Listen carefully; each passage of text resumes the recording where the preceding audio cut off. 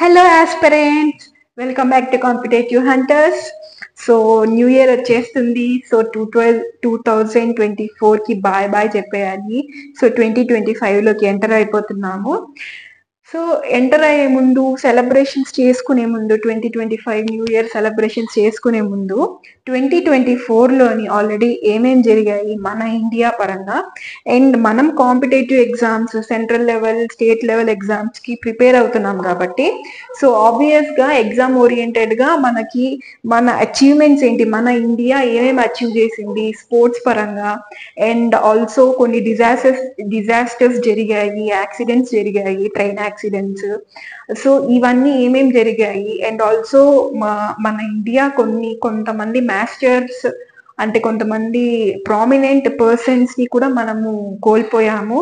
So ఆ particular persons ఎవరు, ఏ field కి సంబంధించిన వాళ్ళు, అండ్ వాళ్ళకు వచ్చిన డిఫరెంట్ టైప్స్ ఆఫ్ అవార్డ్స్ ఏంటి, national awards and international awards ఏంటి.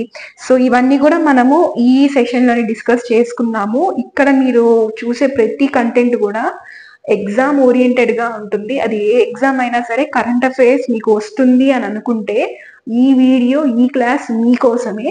సో కరెంట్ అఫైర్స్ వచ్చే ప్రతి ఎగ్జామ్ కి ఓరియంటెడ్ గా ఉంటుంది నేను చెప్పే ఇప్పుడు మీరు చూడబోయే కంటెంట్ అంతా కూడా. సో 2024 వెళ్ళిపోయింది, న్యూ ఇయర్ వస్తుంది కాబట్టి మనం ఇది తెలుసుకోవడం మనకి చాలా అవసరం. వేరే వాళ్ళు తెలుసుకున్నా తెలుసుకోకపోయినా as a government job aspirants మనం తెలుసుకోవడం మనకి చాలా ఇంపార్టెంట్. సో అందుకని నేను గవర్నమెంట్ జాబ్ ఆస్పిరెంట్స్ అందరినీ దృష్టిలో పెట్టుకుని నేను ఈ సెషన్, యూస్ఫుల్ సెషన్ మీ ముందుకు తీసుకొస్తున్నాను. సో లేట్ చేయకుండా ఇంకా మనం కంటెంట్ లోకి వెళ్ళిపోదాము. సో ఫస్ట్ మన అచీవ్మెంట్స్, మన ఇండియా అనేది స్పోర్ట్స్ లోని చాలా అచీవ్ చేసింది. సో ఏమేమి అచీవ్ చేసింది ఇదంతా కూడా ఒక రీక్యాప్ చేసుకుందాం మనము. మోస్ట్ రీసెంట్ గా జరిగింది world chess championship. So chess championship లో యంగెస్ట్ పర్సన్ గా గుకేష్ రికార్డ్ ని బ్రేక్ చేశారు. సో 18 years కి గుకేష్ వరల్డ్ చెస్ ఛాంపియన్ అయ్యారు. సో ఎవరిని డిఫీట్ చేసి అంటే డింగ్ లైరెన్. సో ఈ పర్సన్ ని, డింగ్ లైరెన్ ని డిఫీట్ చేసి సో 18 years కి ఈ యొక్క టైటిల్ ని తెచ్చుకున్నారు గుకేష్. సో అందుకని ఇది మనకి చాలా, ఇది ఒక మంచి విజయం అని చెప్పాలి. మన ఇండియా పేరు వరల్డ్ వైడ్ లో అది స్ప్రెడ్ అయింది అనమాట. సో యంగెస్ట్ రికార్డ్ కూడా ఈయన గుకేష్ 18 years గుకేష్ బ్రేక్ చేశారు. సో తమిళనాడు, చెన్నైకి బిలాంగ్ చేసిన పర్సన్ అనమాట గుకేష్. అండ్ ఇది ఛాంపియన్షిప్ గెలిచిన తర్వాత, ఈ టైటిల్ వచ్చిన తర్వాత కూడా తమిళనాడు సీఎం స్టాలిన్ గారు అండ్ ఆల్సో రినవబుల్ పర్సన్స్ తమిళనాడులో రజనీకాంత్ గారు, సో వీళ్ళు కూడా గుకేష్ ని శుభాకాంక్షలు, కంగ్రాచులేట్ చేయడం జరిగింది. ఓకే, అండ్ నెక్స్ట్ ఇంకా Paris para Olympics. So Paris para Olympics, para అనే వర్డ్ వచ్చింది అంటే అది ఫిజికల్లీ డిసేబుల్డ్ పర్సన్స్ కి వరల్డ్ వైడ్ గా ఆ ఛాంపియన్షిప్స్, ఆ కాంపిటీషన్ అనేది జరుగుతుంది. Okay, so Paris para Olympics లోని మన ఇండియా టోటల్ గా ఈ ఇయర్, ఇప్పుడు నేను చెప్పేదన్నీ కూడా 2024కి సంబంధించిందే. సో 29 మెడల్స్ మనము మన ఇండియా సాధించుకుంది. సో 29 ఇంకా డివైడ్ చేసుకుంటే ఇన్ డీటెయిల్ గా అంటే 7 medals gold, 9 medals silver and 13 medals bronze అనమాట. ఓకే, ఇంకా నెక్స్ట్ న్యూస్కి వస్తే Asian table tennis. Asian table tennis ఈ ఛాంపియన్షిప్, ఈ టైటిల్లో ఇప్పటి వరకు ఎవ్వరు కూడా మన ఇండియా నుంచి ఎవ్వరు ఒక మెడల్ సాధించింది లేదు. బట్ ఈసారి ఫస్ట్ ఎవర్ మెడల్, అది కూడా బ్రాంజ్ మెడల్ తీసుకుని వచ్చారనమాట. సో ఎవరు అని అంటే ఈ క్రెడిట్ ఎవరికి పోతుంది అంటే ముగ్గురికి పోతుంది. మణికా బాట్రా, ఐషికా ముఖర్జీ, సుతిర్తా ముఖర్జీ. సో వీళ్ళ ముగ్గురు కూడా బ్రాంజ్ మెడల్ ని సాధించారు. ఇందులో ఏషియన్ టేబుల్ టెన్నిస్ ఛాంపియన్షిప్ లోని ఫస్ట్ ఎవర్, ఇండియాకి ఇప్పటి వరకు మెడల్స్ రాలేదు. సో ఇది చాలా ఇంపార్టెంట్, మీకు ఎగ్జామ్ ఓరియంటెడ్ గా కూడా మీకు చాలా ఇంపార్టెంట్ అవుతుంది. సో ఈ పేర్లు మీరు గుర్తుపెట్టుకోండి, అందుకే నేను పర్టికులర్ గా నేమ్స్ కూడా మెన్షన్ చేశాను. ఫస్ట్ మన medal, bronze medal table tennis field లో కాబట్టి, అది కూడా ఏషియన్ టేబుల్ టెన్నిస్ ఛాంపియన్షిప్ లో కాబట్టి ఈ నేమ్స్ ఇంపార్టెంట్ అయిపోతుంది. నెక్స్ట్ ఈవెంట్, ఇంకా నెక్స్ట్ స్పోర్ట్స్ గురించి వస్తే badminton Asian. So badminton Asian team team championship లోని కూడా మనకి మెడల్ అనేది వచ్చింది, అది కూడా గోల్డ్ మెడల్ వచ్చింది. Okay, badminton Asia team championship లోని మనకి బ్యాడ్మింటన్ వచ్చింది. సో ఎవరి డిఫీట్ చేసాము అని అంటే థాయిలాండ్ ని డిఫీట్ చేసి మనం ఇండియా అనేది గోల్డ్ గెలుచుకుంది. ఓకే, నెక్స్ట్ ఇంకా T20 వరల్డ్ కప్ మనందరికీ తెలిసిందే ఇది.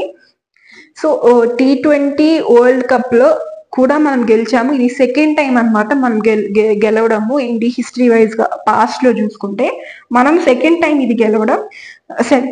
17 years హిస్టరీలోని మనం సెకండ్ టైం అనమాట T20 వరల్డ్ కప్ గెలవడం. ఇంకా next hockey team, men's hockey team already గెలిచింది అండ్ ఆల్సో బ్రాంజ్ మెడల్ కూడా వచ్చింది.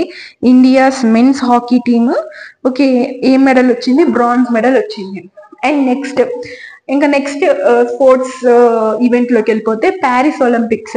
సో మనందరికి తెలుసు ప్యారిస్ ఒలింపిక్స్ లోని మన ఇండియన్స్ వెళ్ళి దులిపేశారనమాట.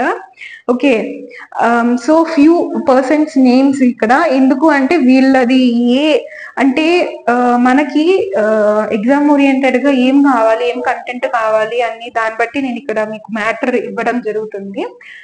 సో మను భాకర్ షూటింగ్ కి సంబంధించిన వాళ్ళు. సో ఎంత మీటర్ అంటే ఎన్ని మీటర్ డిస్టెన్స్ లో వాళ్ళకి షూటింగ్ అనేది జరిగింది అనేది కూడా మనకి పర్టికులర్ గా ఇంపార్టెంట్ అయిపోతుంది. అది కూడా క్వశ్చన్ అడుగుతూ ఉంటారు ఎగ్జామ్స్ లో. సో 10 meters రైఫిల్ అంటే 10 meters షూటింగ్ లోని మను భాకర్ కి అవార్డు వచ్చింది. సో 2 awards వచ్చాయి అనమాట. ఫస్ట్ సింగిల్ గా అండ్ ఆల్సో అలాంగ్ విత్ ఇంకొకటి వచ్చేసి అలాంగ్ విత్ సర్బోజిత్ సింగ్. సో ఆయనతో కలిపి ఒక అవార్డు వచ్చింది. అండ్ మను భాకర్ కి సింగిల్ గా ఒక అవార్డు అనేది వచ్చింది, ఐ మీన్ మెడల్ అనేది వచ్చింది, వాళ్ళు గెలిచారనమాట. ఓకే, అండ్ నీరజ్ చోప్రా వచ్చి మనందరికి తెలుసు నీరజ్ చోప్రా గారు జావెలిన్ త్రో కి సంబంధించిన person. So javelin throw 89.45 meters throw చేశారు. ఇక్కడైతే మనకి సిల్వర్ వచ్చింది, గోల్డ్ పాకిస్తాన్ కి వెళ్ళింది గోల్డ్, మనకి సిల్వర్ అయితే వచ్చింది. సో ఇంత మీటర్ లో త్రో చేశారు. ఇందులో ప్యారిస్ ఒలింపిక్స్ లోని 89.45 meters జావెలిన్ త్రో అనేది జరిగింది. And next Swapnil కుసాలే. సో ఈయన కూడా 50 meters రైఫిల్ అనమాట. 3 positions లో 50 meters రైఫిల్ లోని బ్రాంజ్ మెడల్ అయితే మనకి దక్కింది. ఓకే, సో 6 medals, ఒకటి సిల్వర్ అంటే ఎవరు? నీరజ్ చోప్రా గారు తెచ్చింది జావెలిన్ త్రోకి. మిగతా అవన్నీ కూడా బ్రాంజ్ అనమాట, 5 బ్రాంజ్. ఓకే, సో ఇది అనమాట మేజర్ గా మన ఇండియాలో జరిగిన స్పోర్ట్స్ లో మన అచీవ్మెంట్స్. సో జనరల్ గా అంటుంటారు లైక్ ఆడుతూ ఉంటే ఏం వస్తుంది, ఆడుతూ ఉంటే నువ్వేం బాగుపడతావు, ఏం సంపాదిస్తావు, చదువుకుంటే బాగుపడతావు, చదువుకుంటే సంపాదిస్తావు అని అంటుంటారు. కాదు, స్పోర్ట్స్ లో కూడా టాలెంట్ ఉంటే ఏ ఫీల్డ్ లో అయినా వాళ్ళు పోవచ్చు, ఏ ఫీల్డ్ లో అయినా వెలిగిపోవచ్చు, ఎర్న్ చేసుకోవచ్చు, ఒక మంచి సొసైటీలో ఒక మంచి రెస్పెక్ట్ ని కూడా తెచ్చుకోవచ్చు. కోట్లు కూడా సంపాదించే వాళ్ళు ఉన్నారు ప్లేయర్స్. ఇప్పుడు ఫుట్బాల్ లో కానీ, వాలీబాల్ లో కానీ, క్రికెట్ లో కానీ. ఓకే, వాళ్ళ ఒక పర్ఫార్మెన్స్ అనేది చేసుకుంటూ, మనందరికి తెలుసు IPL ఎంతెంత కాస్ట్ పెట్టి కొంటుంటారు క్రికెట్ ప్లేయర్స్, స్పాన్సర్స్ నుంచి అని కూడా మనం చూస్తూనే ఉంటాము. బట్ ఏదైనా సరే, ఏ ఫీల్డ్ లో ఉన్నా సరే, ఏది అంత ఈజీగా అయితే మన దాకా ఏది రాదు. మనం సక్సెస్ అవ్వాలి, మనం ఒక వెలుగు వెలగాలి అని అంటే దానికి తగ్గట్టుగానే మన హార్డ్ వర్క్ అనేది ఉండాలి. మనం అంత సింపుల్ గా చెప్పేస్తూ ఉంటాము. ఫర్ ఎగ్జాంపుల్ విరాట్ కోహ్లీ, ధోని వీళ్ళందరూ ఉన్నారు. వాళ్ళు అంత పొజిషన్ కి వెళ్ళడానికి వాళ్ళు ఎంత హార్డ్ వర్క్ చేసి ఉంటారు. మెయిన్లీ స్పోర్ట్స్ పర్సన్ అయితే ఎర్లీ మార్నింగ్ లెగాలి, వాళ్ళ బాడీ కూడా అంతే ఫిట్నెస్ గా మెయింటైన్ చేయాలి, దానికి తగ్గట్టుగా ఫుడ్ తినాలి. సో ఆ ఫుడ్ తినేటప్పుడు వాళ్ళకి ఏంటి, కొన్ని వాళ్ళు మౌత్ ని కంట్రోల్ చేసుకోవాలి. మౌత్ వాటరింగ్ అవుతూ ఉంటుంది ఫుడ్ చూసినప్పుడు ఆబ్వియస్ గా. బట్ అవన్నీ కంట్రోల్ చేసుకుని వాళ్ళు ఫిజికల్ గా ఫిట్నెస్ మెయింటైన్ చేస్తూ ఎర్లీ మార్నింగ్ లేచి, వింటర్ కానీ సమ్మర్ కానీ ఏ సీజన్ అయినా కానీ మార్నింగ్ లేచి వాళ్ళు ప్రాక్టీస్ చేయడము. సో ఇంకా స్పోర్ట్స్ కి రిలేటెడ్ కాబట్టి ఇంకా ఫిట్నెస్ చేయడం ఇంకా వాళ్ళకి ఎక్కువ ఉంటుంది. సో ఇవన్నీ చేస్తూ ఉండడం వల్ల hard work will pays off. Okay, ఏదో ఒక రోజు మీ హార్డ్ వర్క్ అనేది ఏదో ఒక రోజు మీకు ఆ ఫలితం అనేది దక్కుతుంది. సో అలా వాళ్ళ అంత హార్డ్ వర్క్ చేశారు అండ్ అలానే చేస్తున్నారు కాబట్టి వాళ్ళ ఆ స్థాయిలో ఉన్నారు. సో మన ఫీల్డ్, ఇప్పుడు మనం ఉన్న ఫీల్డ్ ఏంటి, గవర్నమెంట్ ఎగ్జామ్ మన టార్గెట్. సో మన ఫీల్డ్ లో కూడా మనం అదే హార్డ్ వర్క్ చేయాలి. వాళ్ళ ఫీల్డ్ లో వాళ్ళు చేయాల్సిన హార్డ్ వర్క్ చేశారు కాబట్టి ఆ లెవెల్కి వెళ్ళారు. సో మనం ఇక్కడ ఉన్న ఫీల్డ్ లో ఏం చేయాలి, సో బాగా అన్ని ఎప్పటికప్పుడు అప్డేట్స్ అన్ని చూసుకుంటూ కరెంట్ అఫైర్స్ కవర్ చేయడము, ఎప్పటికప్పుడు అన్ని కూడా కంటెంట్ ఎప్పటికప్పుడు లైక్ కంటెంట్ అంటే షెడ్యూల్ వేసుకున్న ప్రకారం అన్ని చదువుకోవడము, ఓకే, రీకాల్ చేసుకోవడము, రివైజ్ చేయడము, మాక్ టెస్ట్లు ఇవ్వడం. సో ఇది మీరున్న ఫీల్డ్ లోని చేయాల్సిన పనులన్నీ ఇది మీరు చేయాల్సిన హార్డ్ వర్క్. సో ఇది మీరు గనక చేస్తే మీరు కూడా ఒక వెలుగుతారు తర్వాత. Okay, so hard work will pays off one day. సరే, ఇంకా next persons who passed away. మనం మేజర్ గా మనకి చాలా మంది మన ఇండియా ఈ ఇయర్ ఎవరెవరిని మనం కోల్పోయాము, చాలా గొప్ప గొప్ప మహానుభావులనే చెప్పొచ్చు మనము ఆ పర్టికులర్ ఫీల్డ్స్ లోని. సో వాళ్ళని ఎవరెవరు చనిపోయారు అన్నది మనం చూద్దాము. అండ్ ఆల్సో వాళ్ళకి వచ్చిన నేషనల్ ఇంటర్నేషనల్ అవార్డ్స్ ఏమేమి వచ్చాయి అది కూడా మనం చూద్దాం. ఎందుకు అని అంటే అది కూడా మనకి చాలా ఇంపార్టెంట్ అయిపోతూ ఉంటుంది ఎగ్జామ్ ఓరియంటెడ్ వ్యూలోని. సో ఫస్ట్ రినవబుల్ మనకి former prime minister and also ex RBI governor so doctor Manmohan Singh garu. So మనకి రీసెంట్ గా మనందరికి తెలిసే ఉంటుంది, పాస్ అయ్యారు. సో నేను ఆల్రెడీ మన్మోహన్ సింగ్ గారి లైఫ్ గురించి అండ్ వాళ్ళ హిస్టారికల్ ఈవెంట్స్ గురించి, ఎకనామిక్ రిఫార్మ్స్ గురించి ఒక సెషన్ అయితే చేశాను. సో ఎవరైనా చూడని వాళ్ళు ఉంటే ఒకసారి అది కూడా వెళ్ళి చూడండి. బట్ ఈ వీడియోలో మనం మన్మోహన్ సింగ్ గారికి ఏ అవార్డ్స్ వచ్చాయి, ఏ ఇయర్ లో వచ్చాయి అన్నది ఇంకొంచెం డీటెయిల్ గా చూద్దాము. Okay, and next M T Vasudevan Nair. So ఈయన వచ్చేసి రినవబుల్ ఆథర్ అన్నమాట. Okay, author. సో ఇది కూడా మనకి ఇంపార్టెంట్ అయిపోతూ ఉంటుంది. ఎందుకు అంటే లిటరేచర్ కూడా మన సిలబస్ లోని one of the important major thing అన్నమాట, టాపిక్. సో లిటరేచర్ పరంగా కూడా లిటరేచర్ ఉంది కాబట్టి మన సిలబస్ లో, సో ఇది కూడా మనకి ఇంపార్టెంట్ అవుతుంది. అండ్ ఆల్సో సిలబస్ పక్కన పెడితే he was also a great author అన్నమాట. సో చాలా అవార్డ్స్ అయితే వచ్చాయి. సో అది మనం తర్వాత డిస్కస్ చేద్దాము. So Vasudev Nair. And next Shyam Benegal. So he was a film maker అన్నమాట. శ్యామ్ బెనిగల్, ఈయన్ని కూడా మనం లాస్ అయ్యాము. అండ్ నెక్స్ట్ రతన్ టాటా గారు. చాలా మిలియన్స్ పీపుల్ యొక్క హార్ట్, చాలా వేల మంది, కోట్ల మంది ప్రజలు కొంచెం హ్యాపీగా ఉన్నారు, ఒక 3 పూట్లు చేతులు నోట్లోకి వెళ్తున్నాయి అని అంటే అది రతన్ టాటా సార్ గారి దయవల్లే అని చెప్పొచ్చు మనము. సో ఆయన్ని మనము ఈ ఇయర్ అయితే కోల్పోయాము 2024లో.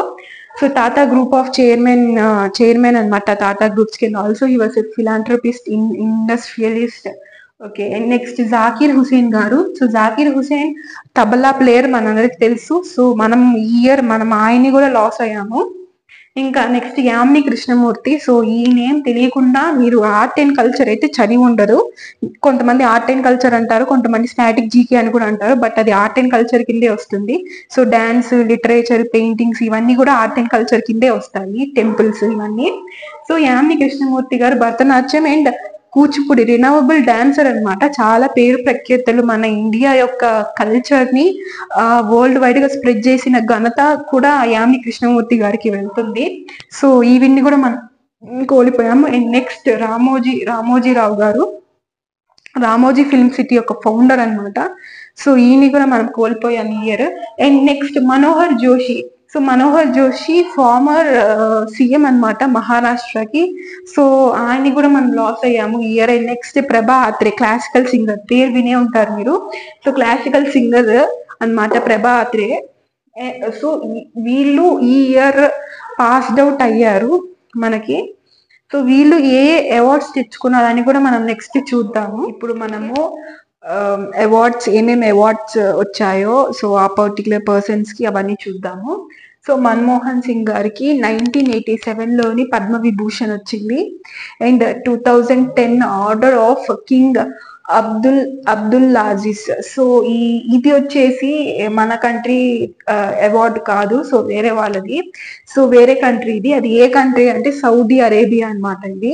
అండ్ ఆల్సో 2014లోని order of the Polvonia flowers, so ఈ అవార్డు కూడా వచ్చింది. అండ్ ఆల్సో 2017లోని Indira Gandhi prize for peace, disarmament and development, so ఈ అవార్డు కూడా 2017లో వచ్చింది.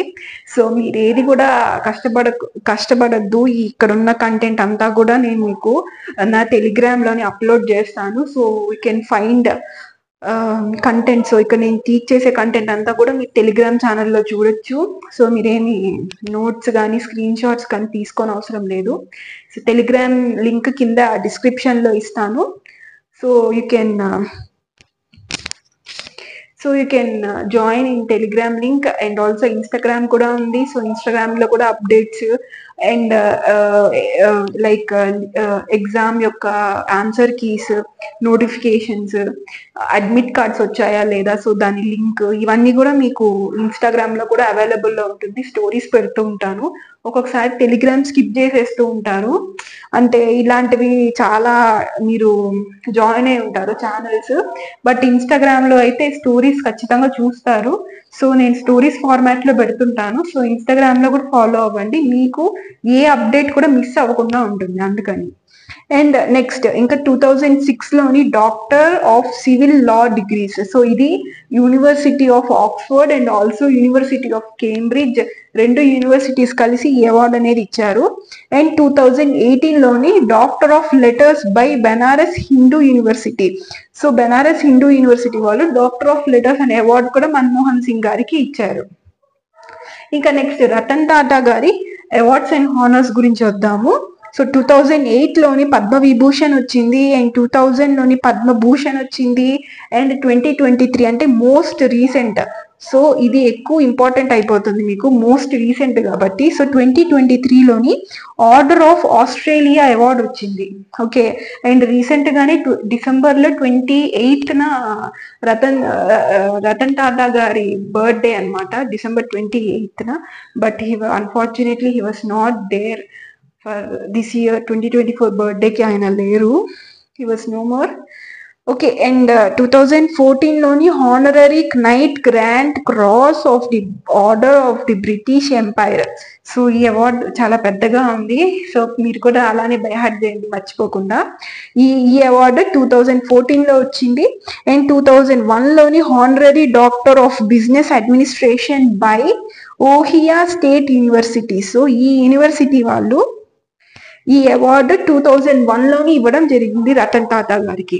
అండ్ నెక్స్ట్ ఇంకా జాకిర్ హుసేన్, మనందరికి తెలుసు జాకిర్ హుసేన్ గారు, మనం తబలా ప్లేయర్. అండ్ ఆల్సో మనము వహ్ తాజ్ యాడ్ లో చాలా ఫెమిలియర్ అయ్యారు. సో ఆయనే జాకిర్ హుసేన్ గారు. ఆ అడ్వర్టైజ్మెంట్ లో కనిపించింది మీకు జాకిర్ హుసేన్ గారే. అండ్ 1988లోని పద్మశ్రీ. సో జాకిర్ హుసేన్ గారికి and also for Padma Athreya ఇద్దరికి కూడా త్రీ మన ఇండియా ఒక త్రీ పద్మ అవార్డ్స్ అనేవి ఇద్దరికి వచ్చాయి, జాకిర్ హుసేన్ కి అండ్ ఆల్సో ప్రభా ఆత్రే గారికి. సో ఇద్దరికి వచ్చింది. సో 1988లో పద్మశ్రీ వచ్చింది, అండ్ 2002లోని పద్మభూషణ్, 2023లో అంటే మోస్ట్ రీసెంట్ అనమాట. సో ఇది కూడా ఇంపార్టెంట్ అయిపోతుంది మనకి ఆబ్వియస్ గా. సో పద్మ విభూషణ్ 2023లో వచ్చింది.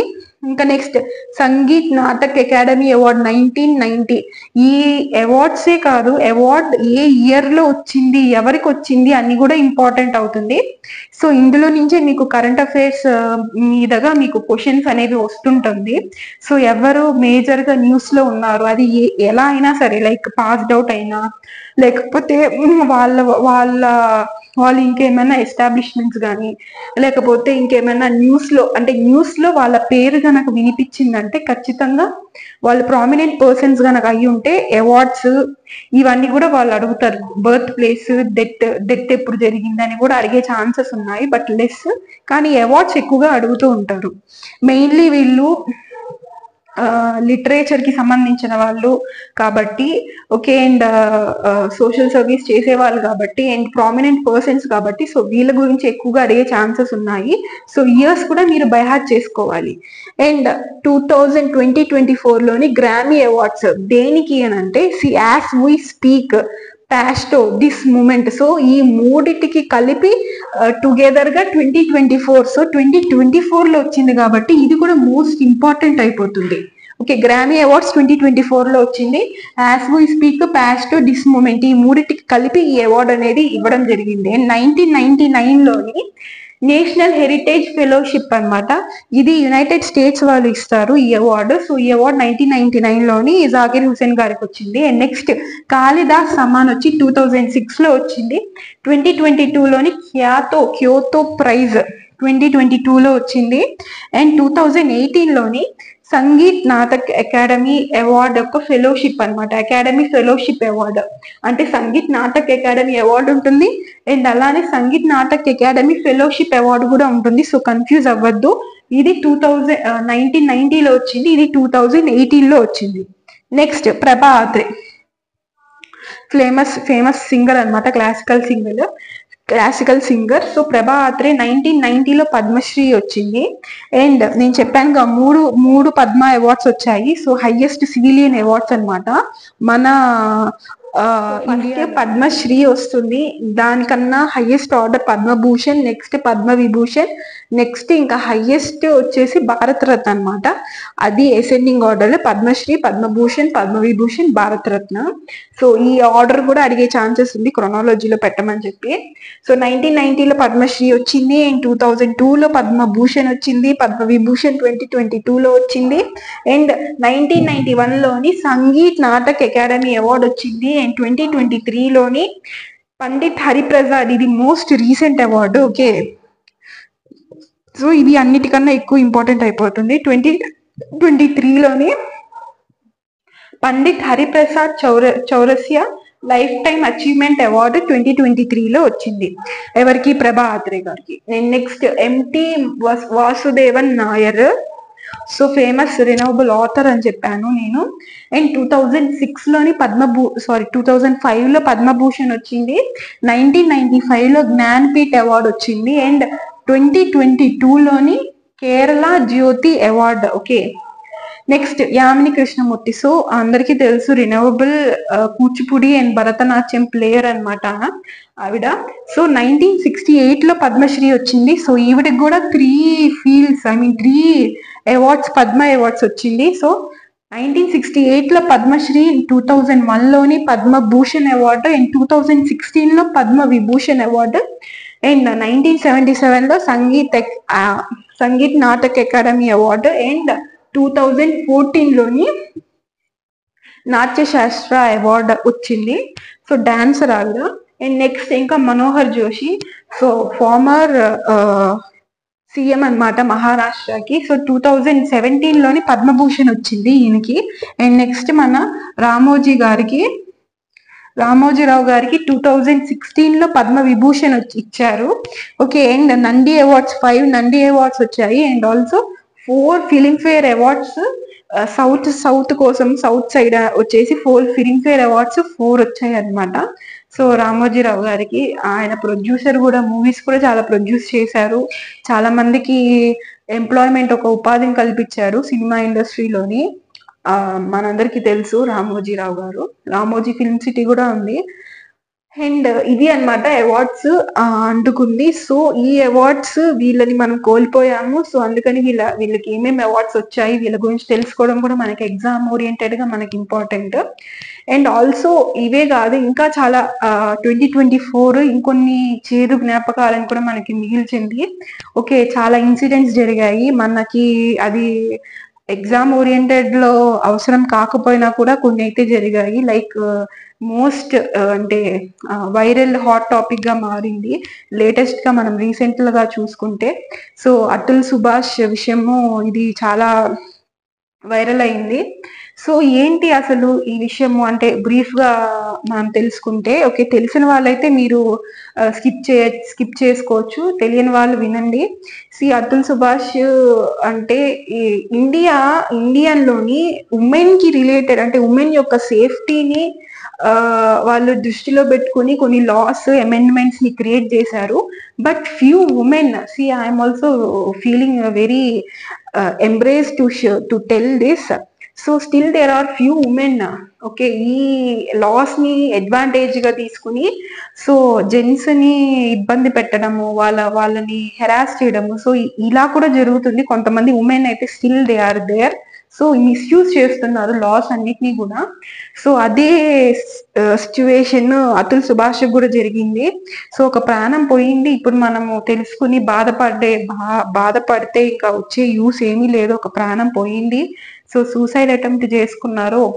You can see at least more than 1 hour ఒక వీడియో కూడా రికార్డ్ చేసి అది మీరు ఆన్లైన్ లో చూడొచ్చు. మోర్ దాన్ 1 hour ఒక వీడియో, అంటే ఆయనకి జరిగిన సిచ్యువేషన్స్ అన్ని కూడా ఆయన ఎక్స్ప్లెయిన్ చేశారనమాట. ఒక లెటర్ కూడా. ఇది ఎందుకంత వైరల్ అయింది అంటే, చనిపోయేటప్పుడు ఈ వీడియో ఒకటి తీసి అండ్ అందరినీ ట్యాగ్ చేశారనమాట. ఓకే, ఏంటి ట్విట్టర్ లోని ఎలన్ మస్క్ ఇలా మంచి రిప్యూటెడ్ పర్సన్స్ అందరినీ కూడా ట్యాగ్ చేశారు. సో అందుకే ఇది బాగా వైరల్ అయింది. ఓకే, సో ఇది జరిగిందనమాట. వాళ్ళు అంటే she was seeking for divorce, separation కోరుకుంటుంది. సో సెపరేషన్ కోరుకుంటూ అనవసరంగా అతుల్ సుభాష్ అండ్ వాళ్ళ ఫ్యామిలీ మీద అంటే నెససరీ లేని కేసెస్ అన్ని వేశారంట. సో వేయడం వల్ల ఆ యొక్క ప్రెషర్, ఇక్కడ ఉండేది సౌత్ సైడ్ అనమాట అతుల్ సుభాష్. సో ఈవిడ ఉత్తరప్రదేశ్ లో సంథింగ్ ఒక విలేజ్ లో ఉంటుంది. సో ఆ పర్టికులర్ ఏరియాలో జ్యూరిడిక్షన్ లో వచ్చే ఒక కోర్టులో వేశారనమాట కేసు. సో ప్రతిసారి నాకు ఉంది కోర్టులో హియరింగ్ ఉంది అని అంటే, ఇక్కడ బెంగళూరు నుంచి అక్కడ నార్త్ యూపీ వరకు ట్రావెలింగ్ చేయాల్సి వచ్చేదంట. సో వీళ్ళ పేరెంట్స్ ని కూడా హెరాస్ చేసిందంట. సో ఇవన్నీ నేనేదో నాకు నోటికి వచ్చింది చెప్పేది కాదు. ఇవన్నీ ఫ్యాక్ట్స్ ఆయన వీడియోలోని అండ్ ఆయన రాసిన సూసైడ్ లెటర్ లోని ఇవన్నీ మెన్షన్ చేస్తున్నారు. సో అప్ అండ్ డౌన్ వెళ్తూ వస్తూ ఉండేవాళ్ళు అనమాట. సో ఇంకా మనం ఎగ్జామ్ ఓరియంటెడ్, మనకి ఇంపార్టెంట్ ఏమి లాస్ మనకు తెలుసుకోవాలి కాబట్టి పాలిటీ పరంగా.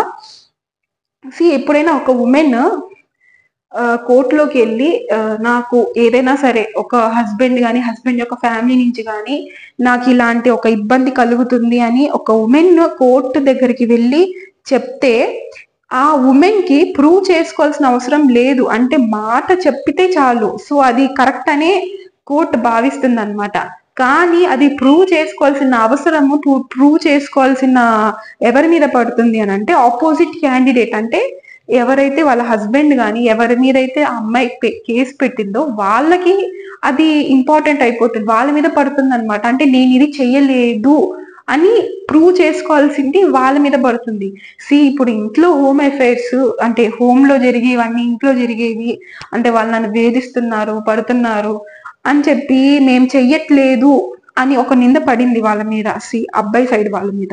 సో మేము ఇది చెయ్యట్లేదు అని వాళ్ళు ఎలా ప్రూవ్ చేసుకుంటారు? They can't prove themselves. Okay, so ఇది మన ఇండియన్ లా ఉన్న ఉమెన్ సేఫ్టీ కోసం పెట్టిన లాస్ ని కొంతమంది ఇలా మిస్యూజ్ చేసుకుంటున్నారు.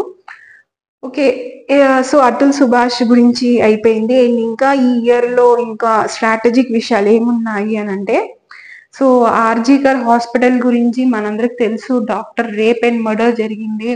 చాలా ప్రొటెస్ట్ అయితే జరిగింది వెస్ట్ బెంగాల్లోని. సో ఇంకా అవుతుంది ఆ కేసు. ప్రస్తుతానికి వైలెన్స్ ప్రొటెస్ట్ అయితే తగ్గింది. సో ఇలా ఇంకా ఇవైతే బయటికి వచ్చాయి మనకి, ఇంకా బయటికి రానివి చాలా ఉన్నాయి. ఓకే, సో ఇవన్నీ కూడా బాధాకరమైన విషయాలు చెప్పాలి అని అంటే.